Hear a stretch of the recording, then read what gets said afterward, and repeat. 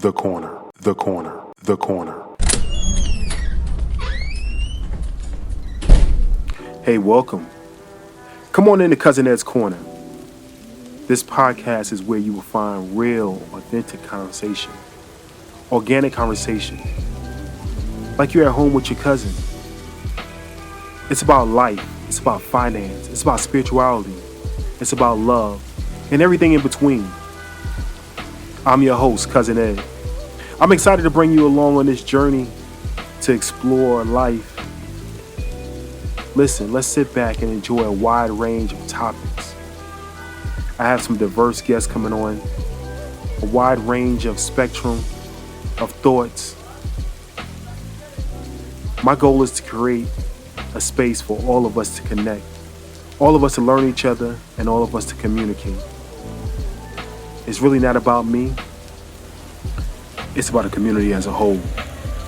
Let's enjoy this. Let's sit back. Let's think about our past. Let's move into our future. It's about the corner, the corner, the corner. So no matter how you cut it or slice it, we're all here together. I'm just here to give you a piece of my heart, my mind, my soul, and my mentals. So sit back, relax, and enjoy another episode of Cousin Ed's Corner. The corner, the corner, the corner.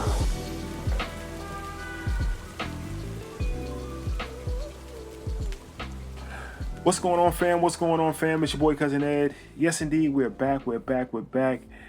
Another episode. This is going to be I want to say wind down Wednesday, but really it's not really wind down Wednesday. It's going to be a Who Are We Wednesday. Who are we, right? For those who heard this before, the Who Are We series of Cousin Ed's Corner is just breaking down who am I, for one, but who's the person being interviewed, who's the person talking, how did you get to be who you are, and just, it's a little bit of background.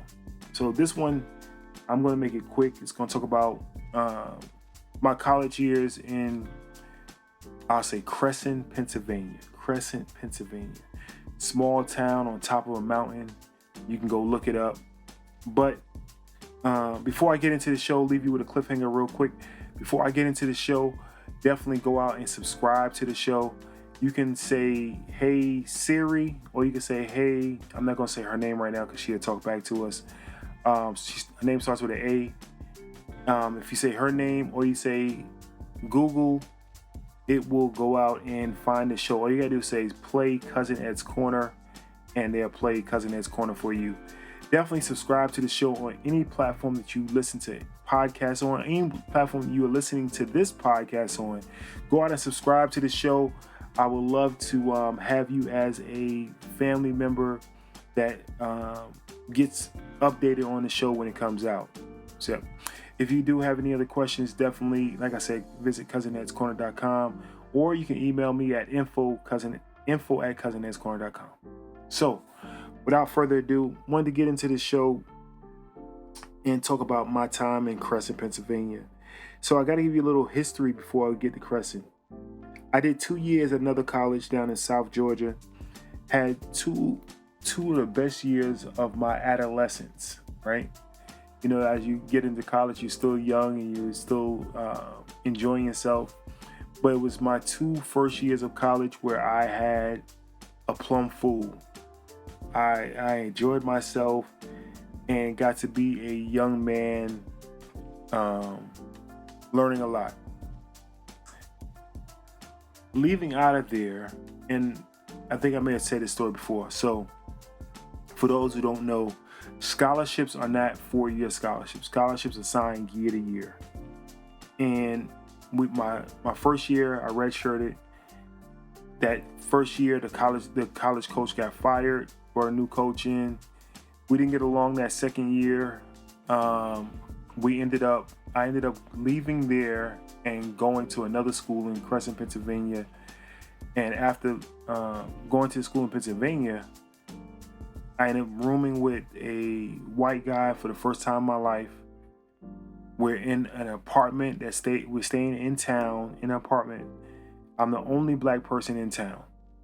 Now, I say this and it's kind of funny, but in the town, I was the only black person. On campus, we had other black people.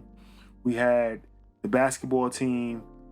We may have had one or two students, but we had a bunch of Central American cast students. Those are the students who come from Central America for a program for sign language. Half of them can sign. Half of them could actually speak and sign. The other half could just sign. So it was a program that the school had. But I was the only black person living in town. And this gave me an opportunity to see not only Central America, but Central US, right? I'm up there in the Crescent, Pennsylvania, on top of the mountain, all white people. And being able to live with a white person who might not have lived with another black person before as in a one-on-one setting, but he was a cool white guy. He's like, what's a cool white guy? Like, if you think of the coolest white guy, I'm trying to think of the dude that used to play for the Heat. Tyler, can't think of his last name right now.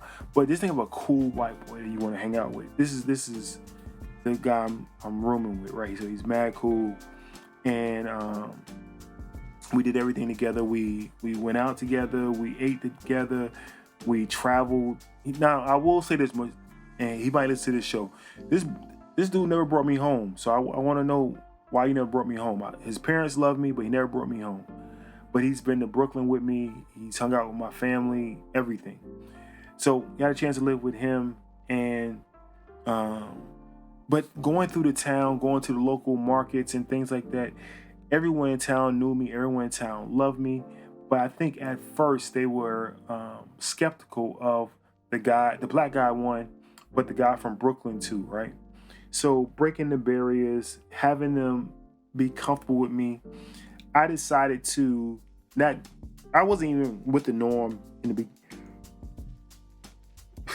beginning. I wasn't with the norm. I wasn't normal.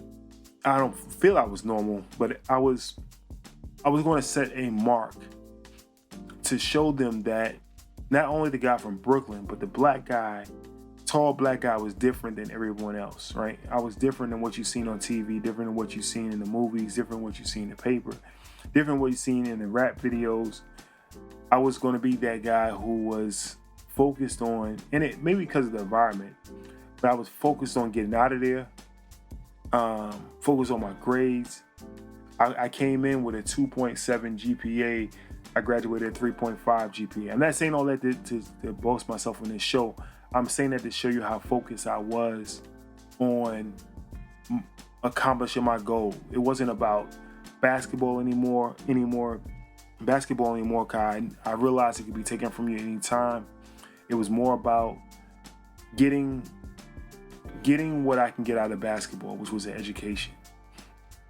I still had a ball with my teammates and everything else, but I was truly focused on getting out of there, being one of the best examples for not only my community, but for my parents. Being one of the best examples for my parents. I had great coaches while there, had great teachers, great professors while there, but the main thing was when anyone could say my name, I wanted to be able to say that they had a student athlete that was doing the right thing. Not to say everything I did was right, not to say everything I did was correct, but I wanted to try to be that person. And hopefully I succeeded. I did graduate. I took everything that I learned there. I came back, ended up coaching kids from seeing the examples that my coaches gave me. Still in contact with my teammates. A lot of them today. Love them to death. Wanted to always stay in that brotherhood with them, but just a little insight of what made me who I am today. That right there had me focus on trying to be the best, giving up the focus on trying to be the best at the sport or whatever, but excelling in grades, never in my life did I want to excel in my grades. Never before did I want to excel in my grades. Told my dad, a C is passing, why are you even bothering me about it? But I wanted to be the best in each one of those classes, because it was the adversity of me being the only one, or maybe one of the few ones of us there, and wanted to show them that we can excel as well. Yeah. Hey, it's your boy Cousin Ed. Like I said, I didn't want to come along. I may redo this show another day and give you more insight to some of the things that happened while there. And nothing was bad. I don't think I had a bad experience while there. I'll give you one wild story before I go. One wild story. It was Mike Tyson fight. Didn't have cable like that in the apartment for pay-per-view. Had the cable for the people we were renting from. So we didn't have a box or anything. So wanted to go see the fight. Find a bar in town. Never been to this bar before. Walk in the bar and everything stops. Everything comes to a screeching halt. Everybody turns and looks. That's probably the only time where I probably felt uncomfortable and they felt uncomfortable too. They didn't know what was going on. Had a drink at the bar. They didn't have the fight. Ended up leaving. So that was my funny story about one uncomfortable time. But outside of that, hey, I had a great time up there. Need to go back and visit. But hey, listen, guys, this was a quick story.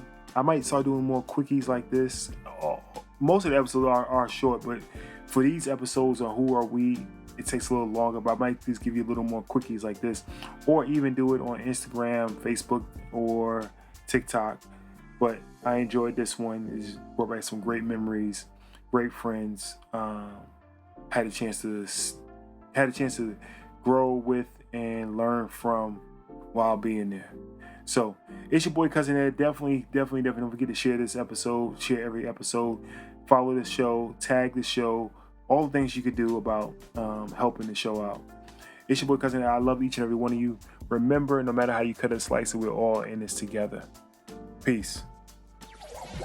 Thank you for listening to Cousin Ed.